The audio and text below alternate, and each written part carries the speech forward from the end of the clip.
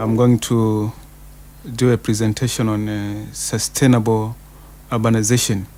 That is the question, exploring the impact of housing policies in 3 countries in Africa. That is Nigeria, Tanzania, and South Africa. Why this presentation? You know, housing policies in developing countries are very critical for ensuring that people have got shelter as one of the Millennium Development Goals and one of the Agenda 21. I will highlight the current population of Africa in general, and then I will zero in terms of figures in these 3 developing countries. I will look at some sustainable urbanization indicators, exploring the growth of the urban population, looking at the growth of the slum areas, and generally exploring the impact of unplanned settlement in the region, and then some questions why. Looking at the present population of Africa, it is about 370 million people. But this is likely to double in 3 decades' time. That is, by year 2030, there is likely to be a population of 760 million people. This is almost twice the current figure. And if we look at the global perspective, about 32% of people will be living in unplanned settlements by the year 2030. So these are issues, critical issues that need to be addressed, not only by these countries in the region, in the Africa region, but this is a global initiative, like the UN Habitat, which is responsible for ensuring people have got decent shelter. But the question is, to what extent are people in East and Southern Africa region, for instance, have sustainable housing? You will find that, for example, in East Africa, where Tanzania is located, you'll find 40 to 60% of the people live in unplanned settlement. And this is according to the BBC year 2006. And the UN year 2008 figure, they assert that about 40 to 60% people live in unplanned settlement. So these are key issues that need the global attention. But why global attention on urbanization? the logic behind is that urbanization, which is the growing of cities and towns in terms of population, in terms of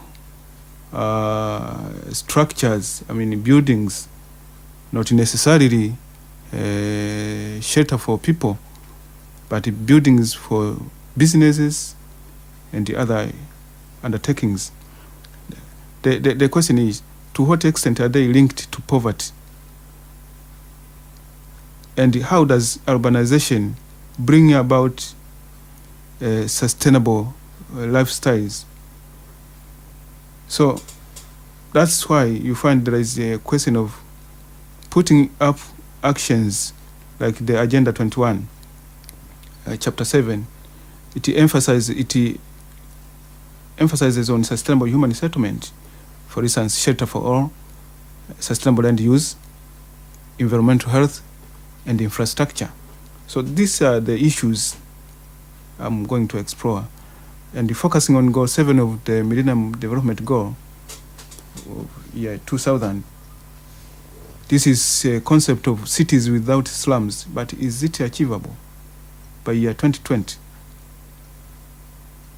Are we going to have a significant improvement of the people the UN is targeting, that at least about 100 million people would have sustainable shelter? Yeah, so the role of the state in terms of housing policies has been to nationalize the housing providers some 2 decades ago. But the question is, to what extent has this nationalization been able to bring housing to the people, as is stated in the goal, the policy goal, promoting human settlement that are sustainable? You will find that the National Housing Corporation, for instance, has completely failed, and this is because of dependence of external aid. That means that this statement does not mean that foreign aid is not good, but to what extent is it governed? Who is responsible? The policy, is there any transparency in how the policies and the implementing mechanism managing to making people aware of the land policies, aware of the environment policies?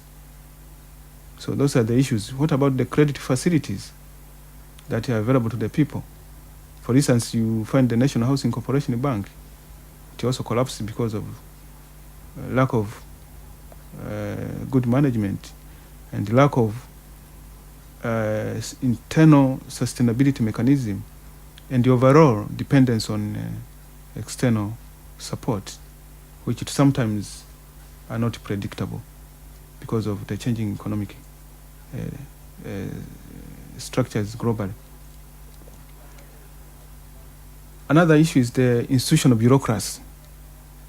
So the land delivery mechanism is cumbersome, as there is delayed of allocation of land to applicants, and there is inadequacy of infrastructure and the facilities for surveying land that is available for allocation to the people. And this has been a recent complaint in terms of people being delayed to get allocation of the lands to which they applied. So it's quite a controversial issue in the country that need to be